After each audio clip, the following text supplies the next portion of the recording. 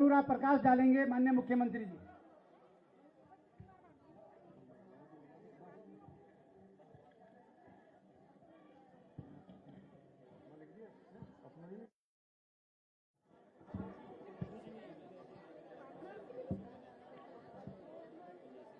भारत माता की,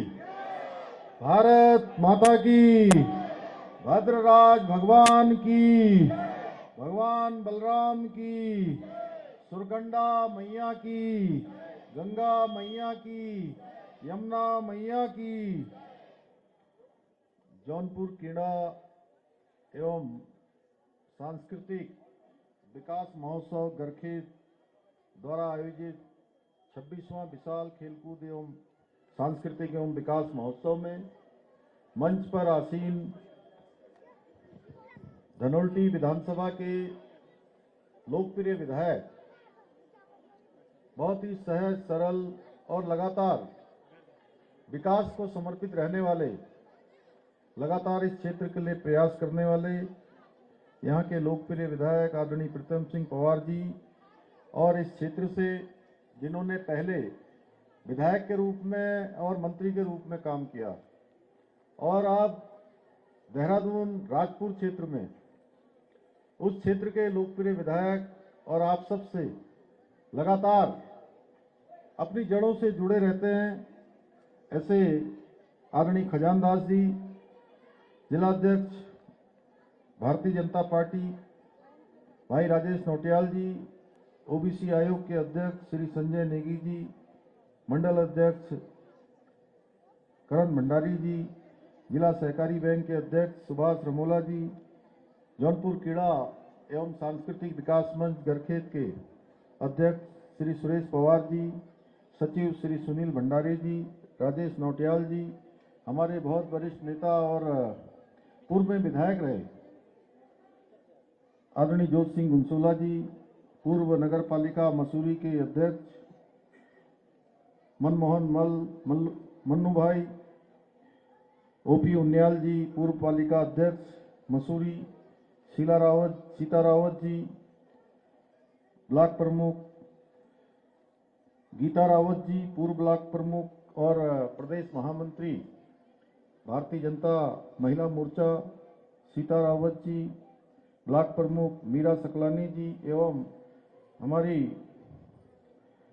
यहाँ की क्षेत्र प्रमुख और सभी हमारे जिला पंचायत की सदस्यगण, हमारे सभी पदाधिकारीगण और विभिन्न क्षेत्रों से आए हुए सभी मेरे बड़े बुजुर्ग, सभी उपस्थित माताएं बहनें, सभी मेरे नौजवान साथियों, उपस्थित पत्रकार मित्रों, छायाकार बंधुओं, हमारे यहाँ के जनपद टिहरी के जिलाधिकारी श्री मयूर दीक्षित जी, आज यहाँ पर एसएसपी के चार्ज पर सरिता डोभाल जी और सभी आए हुए हमारे अधिकारीगण, सभी कर्मचारीगण, विभिन्न स्टॉलों में प्रतिभाग करने वाले हमारे स्वयं सहायता समूह की सभी बहनें और हमारे पत्रकार मित्रों एवं छायाकार बंधुओं, मैं आज इस अवसर पर आप सभी का हृदय से आप सबका अभिनंदन करता हूं, आप सबका स्वागत करता हूं। आप सबने मेरा आज यहाँ गरखेत पहुंचने पर, इस महोत्सव में पहुंचने पर मेरी माताओं बहनों ने, मेरे नौजवान साथियों ने नारे लगाकर, माताओं बहनों ने अपना आशीर्वाद देकर, बड़े बुजुर्गों ने अपना आशीर्वाद देकर मेरा स्वागत किया, मेरा अभिनंदन किया। मैं भी आप सभी का दोनों हाथ जोड़कर, सिर झुकाकर आप सबका स्वागत करता हूं। आप सबका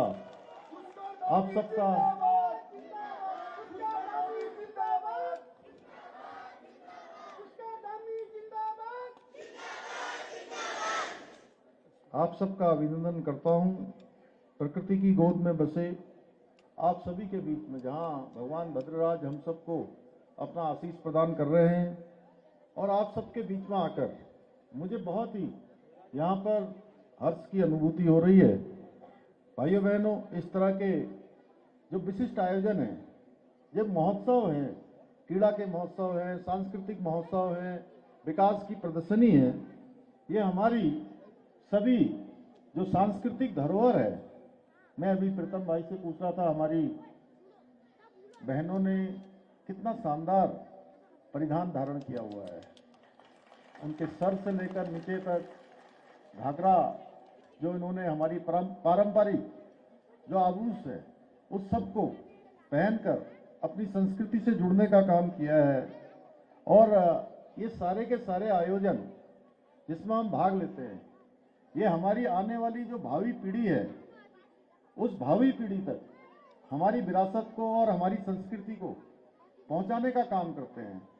और पीढ़ी दर पीढ़ी उसको बढ़ाने का काम करते हैं। अभी हमारे प्रधानमंत्री जी ने 9 नवंबर को राज्य स्थापना दिवस के अवसर पर हम सभी प्रदेशवासियों से अपील की है उन्होंने कि हमें अपनी संस्कृति से जुड़े रहना है, अपने बच्चों को बोली भाषा से जोड़े रखना है, यानी कि जो हमारी बोली भाषा है वो बच्चों तक भी पहुंचानी है। हमारी जो संस्कृति है वो बच्चे उसको आगे बढ़ाएं, उस संस्कृति का भी संरक्षण करना है। हमें अपनी जो पूर्वजों के दी हुई विरासत है, उस विरासत को भी संजोकर रखना है। साथ ही आज जिस प्रकार से आसपास के विभिन्न गांवों के लोग इस महोत्सव में बहुत ही हर्षोल्लास से, खुशी से सम्मिलित होते हैं, उससे हम सब में एक आपस में स्नेह बढ़ता है, प्रेम बढ़ता है, अपनत्व की भावना बढ़ती है और ये हमारे सांस्कृतिक प्रागढ़ता के लिए भी और सामाजिक समरसता के लिए भी ये बहुत महत्वपूर्ण भूमिका ऐसे महोत्सव निभाते हैं। मैं इस अवसर पर महोत्सव को सफलतापूर्वक आयोजित करने में जुटे हुए आयोजक मंडल के हमारे पवार जी, भंडारी जी, उनकी पूरी टीम और हमारे रोहित रावत जी, ये भी लगातार इनके बीच में और हम सब लोगों के बीच में समन्वय का काम करते हैं। मैं इन सबको बहुत साधुवाद देता हूं जिन्होंने आज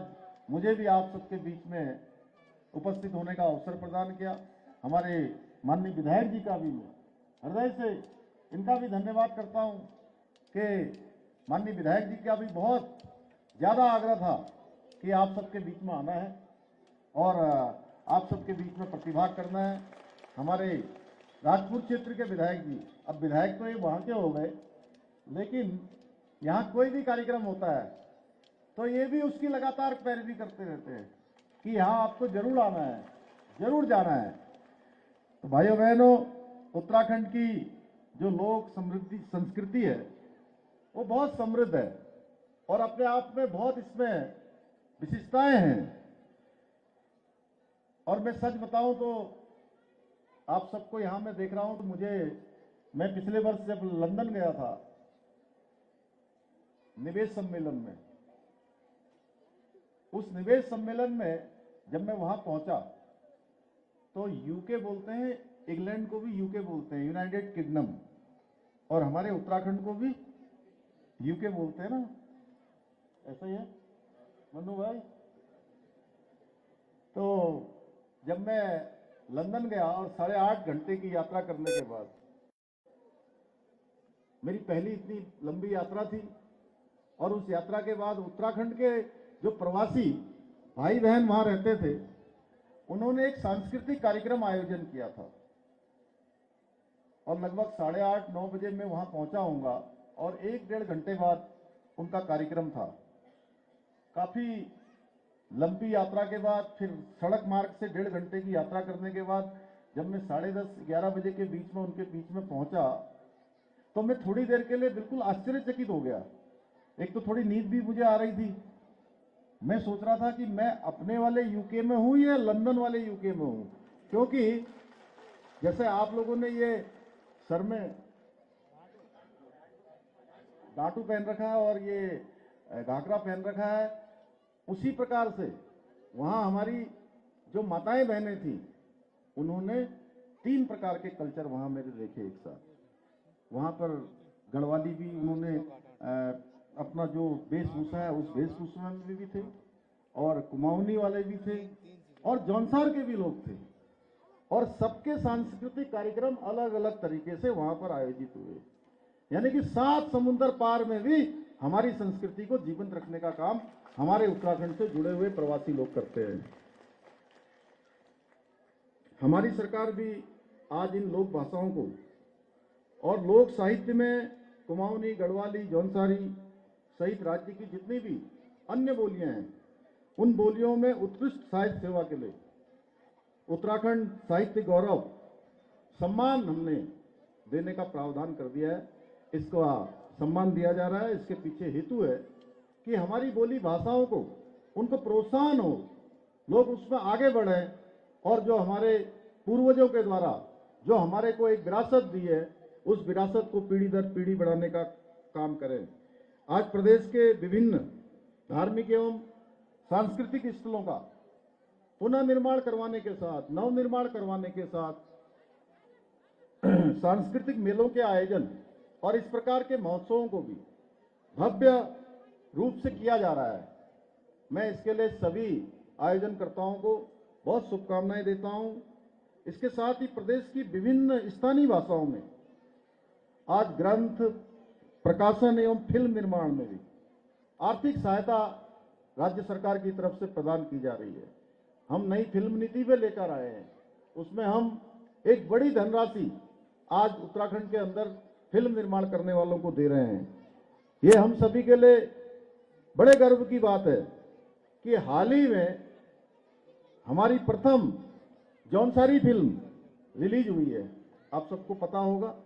यहीं जौनसार में उस फिल्म को पूरी तरह से बनाया गया है। उसका सारा काम यहीं हुआ है। वहाँ के कलाकार भी सारे हमारे जौनसार के रहने वाले हैं। मैंने उसका प्रोमो के अवसर पर मैं उपस्थित हुआ था और ये फिल्म रिलीज होने के बाद बड़े स्तर पर उत्तराखंड के अंदर लोगों के द्वारा आज इस फिल्म को पसंद किया जा रहा है। मेरा तो आपसे भी आग्रह है कि कभी आप अगर समय मिले तो इस फिल्म को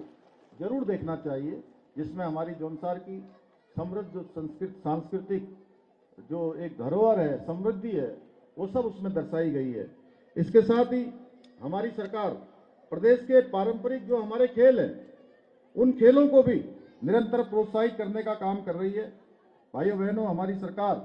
प्रदेश का समग्र विकास सुनिश्चित करने के साथ ही पलायन जैसी जो वृहद स्तर पर आज हमारे सामने समस्या है, उस समस्या के निराकरण के लिए भी निरंतर प्रयास कर रही है। पलायन को रोकने के लिए हमने प्रदेश में नौकरियों का सृजन करने के साथ ही स्वरोजगार को बढ़ावा दे रहे हैं। हमारी मातृशक्ति आज इस दिशा में बहुत अच्छा काम कर रही है। अभी हमारी बहनों ने मुझे यहाँ पर अपना उपहार भेंट किया और मैं जहाँ भी जाता हूँ, इस जनपद में भी हमने मातृशक्ति बंधन, बेटी बुआरी का कार्यक्रम जब यहाँ पर किया था नारी शक्ति बंधन के रूप में, तो उसमें भी मैंने देखा कि विभिन्न स्टॉल हमारी जो बहनें जो उत्पाद बना रही हैं, उनके उत्पादों के लगे हुए हैं। आज आप सबके उत्पादों की इतनी मांग बढ़ गई है कि लगातार देश दुनिया के अंदर हमारे उत्पाद जा रहे हैं। हाउस ऑफ हिमालय ब्रांड्स के माध्यम से आज दुनिया के कोने कोनों में हमारे उत्तराखंड में बने हुए ब्रांडों की मांग बढ़ रही है, क्योंकि उसके पीछे आप सबकी मेहनत लगी हुई है। और मुझे बड़ा गर्व होता है, क्योंकि मैंने अपनी माँ को भी बहुत कठिन परिस्थितियों में देखा था, किस प्रकार से उस समय में हमारी माताएं बहनें काम करती हैं। मैं जब भी अपनी मातृशक्ति को देखता हूं तो सच में मुझे माँ जैसी कठिनाई उन सब में दिखाई देती है। और आज उनके द्वारा बनाए हुए उत्पाद और उनके द्वारा जो काम किए जा रहे हैं, इतने अच्छे तरीके से किए जा रहे हैं, इतनी सफाई से किए जा रहे हैं, इतनी गुणवत्ता से किए जा रहे हैं कि बहुत बार ऐसा लगता है कि बहुराष्ट्रीय कंपनियां भी हमारी बहनों के बनाए हुए उत्पाद से पीछे रह जाती हैं और हमारी बहनों के बनाए हुए उत्पाद उनसे आगे निकल रहे हैं। और इसी का कारण है कि आज हमारे प्रधानमंत्री जी ने जो लखपति दीदी बनाने की योजना प्रारंभ की थी, 1 लाख से ज्यादा बहनें आज उत्तराखंड के अंदर लखपति दीदी बन चुकी हैं। और अगले सालों में हमने अभी 1.25 लाख और लखपति दीदी बनाने का हमने एक अभियान लिया हुआ है, एक लक्ष्य लिया हुआ है, हम उसको भी पूरा करेंगे। और आज लोगों की आजीविका बढ़े, उसके उद्देश्य से प्रदेश में दुग्ध उत्पादन, मधु उत्पादन, कृषि, बागवानी संबंधित पौधों एवं फूलों की खेती और होम स्टे आदि को बढ़ावा दिया जा रहा है। इसके कारण से मैं अभी पिछले दिनों रुद्रप्रयाग जनपद के उखी मठ के पास सारी गांव में गया था। उससे पहले मैं इस जनपद के होम स्टे में रुका था और वहां भी मैंने देखा कि यहां भी टिहरी जनपद में भी और हमारे रुद्रप्रयाग जनपद में भी सारी गांव में भी एक छोटी सी ग्राम सभा में, जहां पर एक बहुत सुंदर स्थान देवरिया ताल है, उसके उसी गांव में आज 42 से ज्यादा होम स्टे संचालित हो रहे हैं, बड़े बड़े होम स्टे। ये हमारे मयूर दीक्षित जी वहां के डीएम रहे हैं, जानते हैं। तो बहुत शानदार काम, और उन सभी होम स्टे को संचालित करने का काम हमारी मातृशक्ति कर रही है। किसानों को आज हम आगे बढ़ाने के लिए 3 लाख रुपए तक का ऋण उनको बिना ब्याज के देने का हमने प्रावधान किया है। इसके साथ ही महिला स्वयं सहायता समूह को भी वित्तीय सहायता की वित्तीय मदद दी जा रही है। लखपति दीदियों को और सशक्त बनाने के लिए मुख्यमंत्री सशक्तिकरण योजना भी हमने प्रारंभ की है। वहीं दूसरी ओर हमारे बेटे और बेटियां, हमारे भाई और बहन जो बहुत सारी परीक्षाओं में पहले बैठते थे, मेहनत करते थे, उनके माता पिता अपने सीमित संसाधनों में भी ये सोचते थे कि मेरा बेटा और मेरी बेटी पढ़ाई करे। कोई देहरादून भेजता था, कोई दिल्ली भेजता था, जहां जिसकी जैसी सामर्थ्य होती थी उस सामर्थ्य के अनुसार उनको भेजते थे। लेकिन आपको याद होगा, आज से 2-3 साल पहले, 5 साल पहले, 10 साल पहले बहुत मेहनत करने वाले जो बेटे बेटियां होती थे, उनका चयन में नंबर नहीं आता था। भाइयों बहनों, उसके पीछे कारण था कि नकल माफियाओं का बहुत बड़ा जाल यहां बिछा हुआ था, और इन नकल माफियाओं के जाल को जड़ से समाप्त करने का काम आप सबके आशीर्वाद से हमने किया है। और 100 से ज्यादा नकल माफियाओं को जेल की सलाखों के पीछे भेजने का काम किया है। इतना ही नहीं, हमने सख्त नकल का कानून लाकर, देश में सबसे सख्त नकल कानून लाकर, और मुझे आप सबको बताते हुए खुशी हो रही है कि माननीय प्रधानमंत्री जी ने भी अभी राज्य स्थापना दिवस के दिवस पर हम सबको संबोधित करते हुए उस दिन हमारे राज्य के द्वारा जो कानून बनाया गया है उसका उन्होंने उल्लेख किया है कि आज अन्य राज्य भी उस कानून का अनुसरण कर रहे हैं। उसके बाद आज हमने 19,000 नौकरियां पारदर्शी तरीके से संपन्न कर दिया है, और बहुत सारे हमारे बेटे और बेटियां जिनका एक परीक्षा में भी नाम नहीं आ रहा था, अब एक साथ जानते कितने में आ रहा है? 1 में आ रहा है, दूसरी में आ रहा है, तीसरी में आ रहा है, चौथी में आ रहा है। कुछ एक तो ऐसे हैं जिनका 5-5 परीक्षाओं में एक साथ चयन हो रहा है। और पिछले दिनों में इसी जनपद में हम लोग आए थे, हौलदार में, उसी समय पीसीएस परीक्षा का रिजल्ट निकला था। आज उत्तराखंड का कोई जनपद ऐसा नहीं है जिस जनपद से कम 10 से कम एसडीएम और तहसीलदार की भर्ती न हुई हो, क्योंकि ये सब नकल अध्यादेश आने के बाद हुआ है। आज गरीब माता पिता के बेटे बेटियों को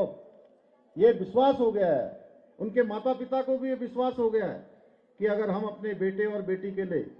अगर अपने संसाधनों को कम करके सीमित संसाधनों में भी उनकी तैयारी कराएंगे, वो अच्छी पढ़ाई लिखाई करेंगे, तो निश्चित रूप से उनका चयन होगा। अब कोई शक्ति उनकी ईमानदारी के साथ, उनकी क्षमता और प्रतिभा के साथ धोखा नहीं कर सकती। भाइयों बहनों, इसलिए हम नकल का कानून लेकर आए, और हमारी सरकार उत्तराखंड के सांस्कृतिक मूल्यों और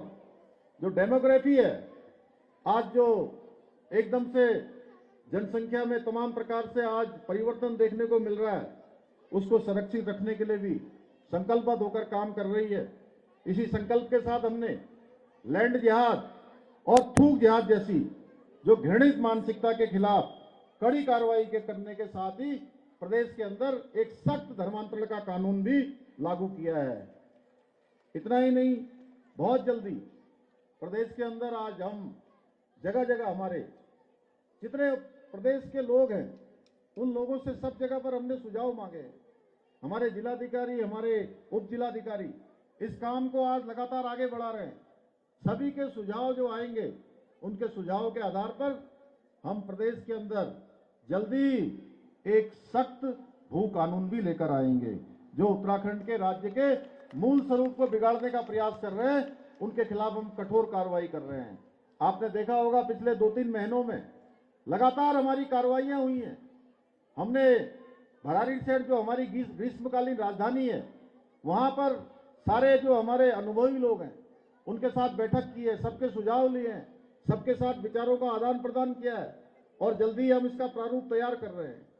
इतना ही नहीं, जिन लोगों ने आज केवल यहां पर लैंड बैंक बनाया है, खूब सारी जमीनों को इकट्ठा किया है और जो प्रयोजन दिखाकर उन्होंने भूमि क्रय की है और उस प्रयोजन में उस भूमि का उपयोग नहीं किया है, भाइयों बहनों, अनेक स्थानों पर आज जब्ती की प्रक्रिया शुरू हो गई है। ऐसी सारी जमीनें जो हमारे भूमि कानून का उल्लंघन कर रही है उनको राज्य सरकार में निहित किया जा रहा है।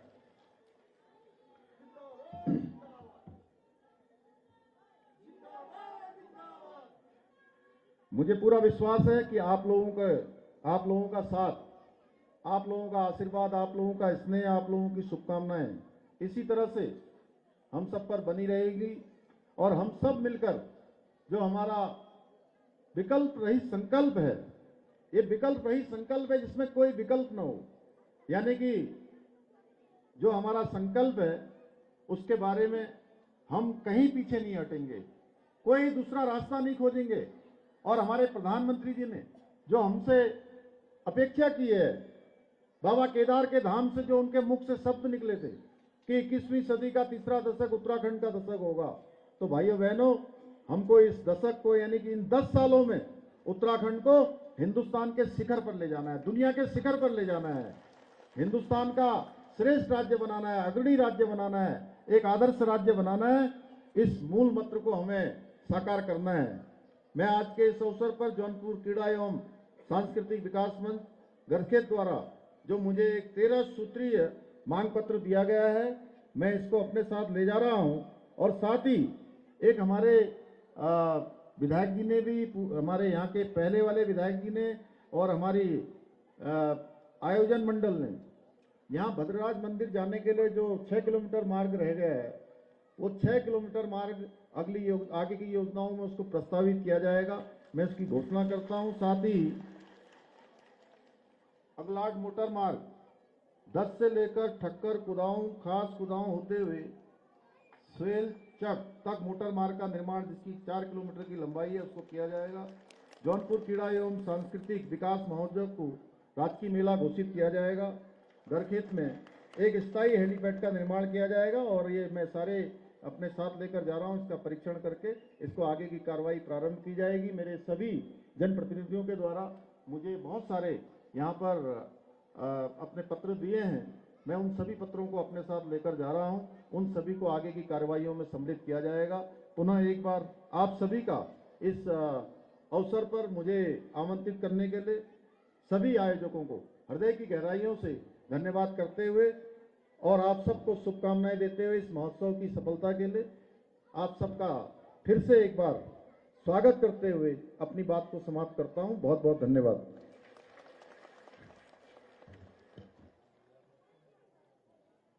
हेलो।